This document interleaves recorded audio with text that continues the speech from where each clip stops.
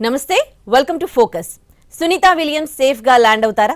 వారంలో తిరిగొస్తారా? స్పేస్లో 9 నెలలు ఎలా గడిచాయి? అంతరిక్షంలో ఎదురైన సమస్యలేంటి? భూమి మీద కాలు మోపిన తర్వాత వారి పరిస్థితి ఎలా ఉంటుంది? వాతావరణం సహకరిస్తుందా? ఇన్నాళ్లు గాల్లో తేలియాడిన సునీత, విల్మోర్లు ఇప్పుడు భూమిపై తేలికగా నిలబడతారా? 1 కాదు 2 కాదు, ఏకంగా 9 నెలలు. ఎప్పుడెప్పుడు భూమిపై కాలు మోపాలనే ఆతృత సునీత విలియమ్స్లోనిది. ఇంకెప్పుడొస్తుందనే నిరీక్షణ ప్రపంచానిది. చివరకు పరిస్థితులు అనుకూలించాయి. సునీత, విల్మోర్లను తీసుకొచ్చేందుకు క్రూ 10 మిషన్ అంతరిక్షంలోకి బయలుదేరింది.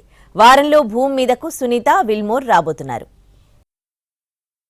సునీత విలియమ్స్ కు మంచి రోజులు వచ్చేశాయి. వారంలో భూమి మీదకు రాబోతున్నారు. సునీత, విల్మోర్లను తీసుకొచ్చేందుకు నాసా, స్పేస్ ఎక్స్ కలిసి క్రూ 10 మిషన్ ను ప్రయోగం చేశాయి. శనివారం తెల్లవారుజామున 4:30 అంతరిక్షంలోకి క్రూ 10 మిషన్ వెళ్లింది. ఫ్లోరిడాలోని కెనడీ స్పేస్ సెంటర్ నుంచి ఈ రాకెట్ ను లాంచ్ చేశారు. క్రూ 10లో నాసా, జపాన్, రష్యాకు చెందిన 4 వ్యోమగాములు వెళుతున్నారు. వారు వెళ్లి అంతర్జాతీయ అంతరిక్ష కేంద్రంలో ఉన్న సునీత, విల్మోర్లను తీసుకొస్తారు. ఈ నెల 20 తర్వాత సునీత విలియమ్స్ భూమిపై అడుగుపెట్టే అవకాశం ఉంది. మూడోసారి అంతరిక్షంలోకి వెళ్లిన భారత సంతతి వ్యోమగామి సునీత విలియమ్స్ 9 నెలలుగా అంతరిక్షంలోనే చిక్కుకుపోయారు. ఆమెతో పాటు వెళ్లిన బుచ్ విల్మోర్ కూడా అక్కడే ఉండిపోవాల్సి వచ్చింది. ఈ క్రమంలో వారిని భూమిపైకి తీసుకొచ్చేందుకు నాసా, స్పేస్ ఎక్స్లు క్రూ 10 మిషన్ ప్రయోగం జరిపాయి. అమెరికాలోని ఫ్లోరిడా నుంచి 4 వ్యోమగాములతో ఫాల్కన్ 9 రాకెట్ బయలుదేరింది. తొలుత శుక్రవారం పంపించాలనుకుంటే సాంకేతిక సమస్య తలెత్తడంతో ప్రయోగం నిలిచిపోయింది. సమస్యను పరిష్కరించి ఇవాళ ప్రయోగం చేసింది నాసా. గత ఏడాది జూన్లో బోయింగ్ స్టార్ లైనర్ ద్వారా క్రూ 9 మిషన్లో భాగంగా సునీత సహా 4 వ్యోమగాములు ISS కు చేరుకున్నారు. అయితే స్పేస్ క్రాఫ్ట్లో సాంకేతిక సమస్య తలెత్తడంతో 2 వ్యోమగాములు నిక్ హేగ్, అలెగ్జాండర్ గోర్బునోవ్లు మాత్రమే తిరిగి భూమి మీదకొచ్చారు. దీంతో అప్పట్నుంచి సునీత, విల్మోర్లు స్పేస్ స్టేషన్లోనే ఉండిపోయారు. వీరి రాక కోసం యావత్ ప్రపంచం ఆసక్తిగా ఎదురుచూస్తోంది. ఇక క్రూ 10 మిషన్కు నాసాకు చెందిన అన్నే మెక్లెయిన్ నాయకత్వం వహిస్తున్నారు. నికోల్ అయర్స్ పైలట్గా వ్యవహరిస్తున్నారు. ఈ మిషన్లో జపాన్ అంతరిక్ష సంస్థ జాక్సాకు చెందిన టకుయా ఒనిషి, రష్యా అంతరిక్ష సంస్థ రోస్కోస్మోస్కు చెందిన కిరిల్ పెస్కోవ్ కూడా ఉన్నారు. అయర్స్, పెస్కోవ్ మొదటిసారి అంతరిక్షంలోకి వెళుతున్నారు. మెక్లెయిన్, ఒనిషికి ఇది 2వ మిషన్. క్రూ 10 స్టేషన్కు చేరుకున్న తర్వాత 2 సిబ్బంది కొన్ని రోజుల పాటు ISSలో కలిసి ఉంటారు. తర్వాత సునీత, విల్మోర్లు నాసా వ్యోమగాములు నిక్ హేగ్, అలెగ్జాండర్ గోర్బునోవ్లతో తిరుగు ప్రయాణం అవుతారు. 1 కాదు 2 కాదు, ఏకంగా 9 నెలలు. ఎప్పుడెప్పుడు భూమిపై కాలు మోపాలనే ఆతృత సునీత విలియమ్స్ది. ఇంకెప్పుడొస్తుందా అనే నిరీక్షణ ప్రపంచానిది. కానీ పరిస్థితులు అనుకూలించలేదు. సునీత విలియమ్స్ అంతరిక్షంలోనే చిక్కుకుపోయారు. మధ్యలో ఆమె ఆరోగ్యంపై ఎన్నో పుకార్లొచ్చాయి. భూమి మీదకు సాఫీగా వస్తారా అనే డౌట్లొచ్చాయి. చివరకు అన్నింటికీ చెక్ పెడుతూ స్పేస్ నుంచి సేఫ్గా రాబోతున్నారు సునీత. భూమి మీద కాలు మోపిన తర్వాత వారి పరిస్థితి ఎలా ఉంటుంది? వాతావరణం సహకరిస్తుందా? ఇన్నాళ్లు గాల్లో తేలియాడిన వారు ఇప్పుడు భూమిపై తేలికగా నిలబడగలరా అనే డౌట్లు చాలానే ఉన్నాయి. ఇంటర్నేషనల్ స్పేస్ సిటీలో చిక్కుకుపోయిన వ్యోమగాముల్ని ఎలాగైనా భూమిపైకి తీసుకురావాలని నాసా విశ్వ ప్రయత్నాలు చేసింది. ప్రతిసారి ఏదో ఒక ఆటంకం ఏర్పడి ఒక టెన్షన్ మొదలైంది. అమెరికా అధ్యక్షుడు ట్రంప్ ఈ బాధ్యతను స్పేస్ ఎక్స్ అధినేత ఎలాన్ మస్క్ అప్పగించారు. చివరకు క్రూ 10 మిషన్ ఇంటర్నేషనల్ స్పేస్ స్టేషన్కి వెళ్ళింది. ఈ నెల 20న వ్యోమగాములతో తిరిగి భూమిని చేరుతుంది. 9 నెలల సుదీర్ఘ నిరీక్షణ తర్వాత ఎన్నో అనుమానాలను పటాపంచలు చేస్తూ సునీత విలియమ్స్, బుచ్ విల్మోర్లు భూమి మీద కాలు మోపబోతున్నారు. గత ఏడాది నవంబర్లో నాసా కొన్ని ఫోటోలను విడుదల చేసింది. అందులో సునీత విలియమ్స్ చిక్కిపోయి కనిపించారు. దీంతో ఆమె ఆరోగ్యంపై అనేక వదంతులు వచ్చాయి. స్పేస్ అనీమియా ముప్పు ఉందని సోషల్ మీడియా కోడే కూసింది. దీనిపై నాసా స్పందించింది. అంతరిక్షంలో ఉన్న వ్యోమగాములంతా క్షేమంగా ఉన్నారని తేల్చి చెప్పింది. 6 నెలల కంటే వ్యోమగాములు అంతరిక్షంలో ఎక్కువ కాలం ఉంటే వారి ఎముకల సాంద్రత తగ్గుతుందని వైద్యులు చెబుతున్నారు. భూమి మీదకి వస్తున్నాం అనే సంతోషం ఉన్నా వచ్చాక తలెత్తే సమస్యలను ఊహించుకుంటే భయమేస్తుందని వ్యోమగాములు అంటున్నారు. గ్రావిటీలో చాలా ఇబ్బంది అవుతుందట. మామూలుగా వాహనంలో 100 కిలోమీటర్లు జర్నీ చేస్తేనే కాళ్లు పట్టేస్తూ ఉంటాయి. అలాంటిది వీళ్లు 9 నెలలుగా కూర్చోలేదు, పడుకోలేదు, నిలబడలేదు, తేలియాడుతూనే గడిపారు. దీంతో గురుత్వాకర్షణ కలిగిన వాతావరణంలోకి వస్తే ఎన్నో సమస్యలు ఎదురవుతాయి. భూమిపై పరిస్థితులకు సర్దుకుపోవడానికి చాలా టైం పట్టే అవకాశం ఉందని అంటున్నారు వైద్యులు. ముఖ్యంగా శరీరం అంతా ఏదో భారంగా అనిపిస్తుందట. కొత్తగా నడకను నేర్చుకునే పరిస్థితి ఏర్పడుతుంది. చిన్న పెన్సిల్ ముక్కని ఎత్తినా భారీ వ్యాయామ కసరత్తు చేసిన ఫీలింగ్ కలుగుతుందట. స్పేస్ నుంచి భూమి మీదకి వస్తేనేమో గ్రావిటీ సమస్యతో నడవడానికి, కూర్చోవడానికి కొంతకాలం ఇబ్బంది పడతారు. అంతరిక్షం చేరుకున్నాక కూడా చాలా సమస్యలు ఎదురవుతాయట. వారి శరీరం స్పేస్ ఎనీమియాకు గురవుతుందని నాసా నివేదిక చెబుతోంది. మైక్రోగ్రావిటీ పరిస్థితుల్లో ఎర్ర రక్త కణాలు పాడవుతాయి. దీంతో శరీరం ఆక్సిజన్ అవసరాలను తగ్గించుకుంటుంది. నిస్సత్తువ, అలసట ఏర్పడి శారీరక, మానసిక పనితీరు మారుతుంది. ఎముకల సాంద్రత కూడా తగ్గిపోతుంది. గుండె పనితీరులోనూ ఆటంకాలు ఏర్పడే ఛాన్స్ ఉంది. మరోవైపు ఈ స్పేస్ జర్నీలో సునీతా విలియమ్స్ సరికొత్త రికార్డు సాధించారు. అంతరిక్షంలో అత్యధిక సమయం నడిచిన మహిళా వ్యోమగామిగా నిలిచారు. ప్రస్తుతం ఇంటర్నేషనల్ స్పేస్ స్టేషన్లో ఉన్న ఆమె 9వ స్పేస్ వాక్ పూర్తి చేసుకున్నారు. ఎక్కువసేపు స్పేస్ వాక్ చేసిన రికార్డుతో ఆమె నాసా ఆల్ టైమ్ లిస్టులో చోటు దక్కించుకున్నారు. సునీతా విలియమ్స్, మరో వ్యోమగామి బుచ్ విల్మోర్ ఉమ్మడిగా స్పేస్ వాక్ చేశారు. ఈ స్పేస్ వాక్తో కలిపి మొత్తంగా 62 గంటల 6 నిమిషాల పాటు ఆమె వాక్ పూర్తి చేసుకున్నారు. దీంతో నాసా వ్యోమగామి పెగ్గీ వైట్సన్ రికార్డును బ్రేక్ చేశారు. అంతేకాదు, స్పేస్ వాక్ టాప్ 10 జాబితాలో సునీతా విలియమ్స్ 4వ స్థానానికి వెళ్లారు. అత్యధికంగా స్పేస్ వాక్ చేసింది కాస్మోనాట్ ఎనాటోలీ సోలోవియవ్. 16 సార్లు స్పేస్ వాక్ చేసిన ఆయన 82 గంటల 22 నిమిషాలు గడిపారు. ఇక ఈ టాప్ 10 లిస్టులో 8 మంది నాసా వ్యోమగాములే ఉండడం హైలైట్. వ్యోమగాములు అంతరిక్షంలోని వాహనం నుంచి కిందికి దిగితే దాన్ని స్పేస్ వాక్ అంటారు. సునీతా విలియమ్స్ ఈ ఏడాది జనవరి 30న పసిఫిక్ మహాసముద్రం నుంచి 423 కిలోమీటర్ల ఎత్తులో స్పేస్ వాక్ చేశారు. వ్యోమగాములు అంతరిక్షంలో సేఫ్టీ కోసం స్పేస్ సూట్లు ధరిస్తారు. దీని లోపల ఆక్సిజన్ ఉంటుంది. తాగడానికి అవసరమైన నీరు కూడా ఉంటుంది. ఆక్సిజన్ను మాత్రమే పీల్చడం వల్ల వ్యోమగామి శరీరంలోని మొత్తం నైట్రోజన్ తొలగిపోతుంది. నైట్రోజన్ వదిలించుకోకపోతే శరీరంలో గ్యాస్ బుడగలు వచ్చి భుజాలు, మోచేతులు, మణికట్టు, మోకాళ్లు నొప్పిని కలిగిస్తాయి. అంతరిక్ష నౌక నుంచి ఎయిర్ లాక్ డోర్ ఉంటుంది. దీని ద్వారా బయటకొస్తారు. దీనికి 2 తలుపులుంటాయి.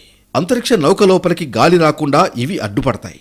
ముందు వారం అన్నారు, ఇప్పుడు 9 నెలలు దాటింది. భూమికి తిరిగొస్తారని చెప్పినప్పుడల్లా ఏదో ఒక సాంకేతిక సమస్య తలెత్తింది.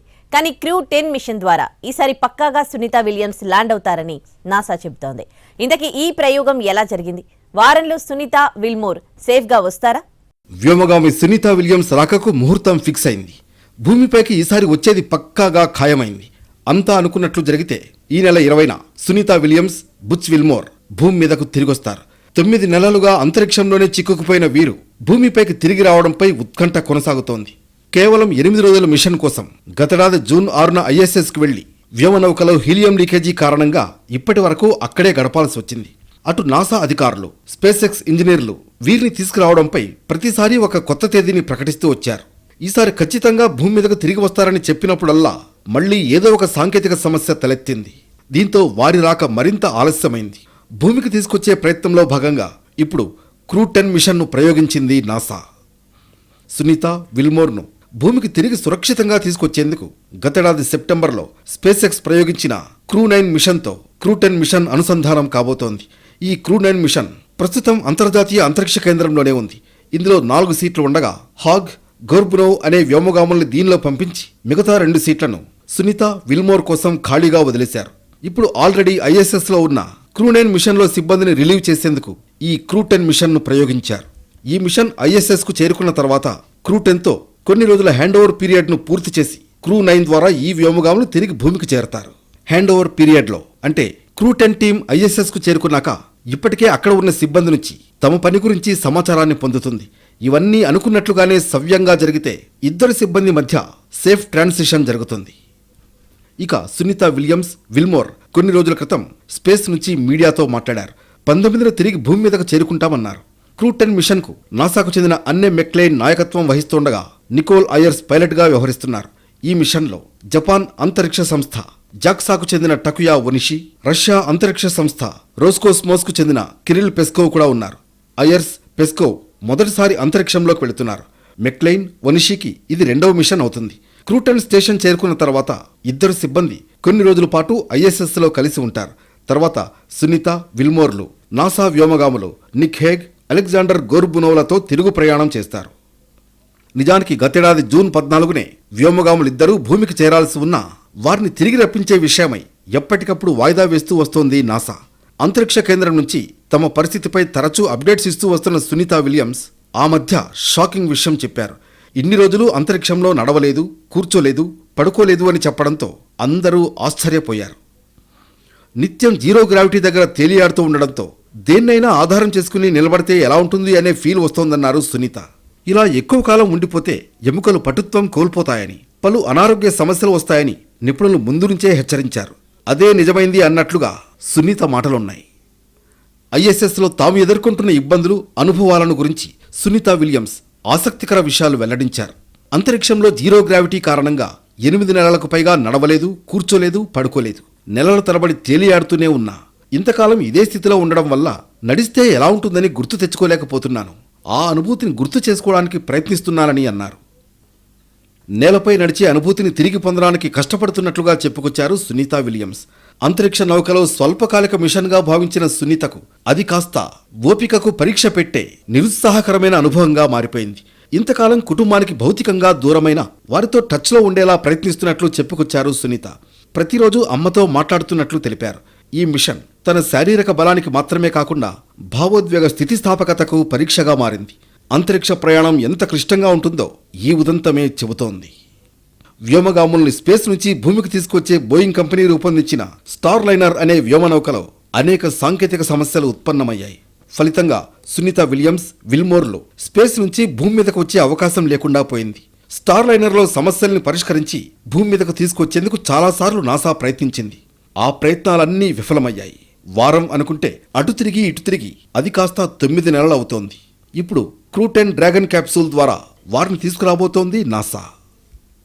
ఇంటర్నేషనల్ స్పేస్ స్టేషన్ నుంచి వీళ్లను భూమిపైకి తీసుకొచ్చేందుకు నాసా, స్పేస్ ఎక్స్ సంయుక్తంగా క్రూ-10 మిషన్ చేపట్టింది. శుక్రవారం జరగాల్సిన ఈ ప్రయోగం చివరి నిమిషంలో నిలిచిపోయింది. రాకెట్ హైడ్రాలిక్ సిస్టంలో సమస్య ఉత్పన్నం కావడంతో ప్రయోగం నిలిపివేసినట్లు నాసా ప్రకటించింది. దీంతో 4 వ్యోమగాములు బయటకు వచ్చేశారు. మళ్లీ శనివారం తెల్లవారుజామున ఈ ప్రయోగాన్ని తిరిగి నిర్వహించింది. దీంతో వారం తర్వాత సునీత, విల్మోర్లు భూమి మీదకు వచ్చే అవకాశాలు కనిపిస్తున్నాయి. తొలుత మార్చి 25న ఈ ప్రయోగాన్ని షెడ్యూల్ చేసి ఆ తర్వాత ముందుకు జరిపింది నాసా. క్రూ-10 ద్వారా కొత్త టీం అక్కడికి చేరుకోగానే స్పేస్ ఎక్స్కు చెందిన డ్రాగన్ క్యాప్సూల్ ఎండీవర్ ద్వారా సునీత, విల్మోర్లు భూమి మీదకు తిరిగొస్తారు. అదే సమయంలో ఐఎస్ఎస్ నిర్వహణ కూడా నిలిచిపోకుండా ఉండగలుగుతుందన్నమాట.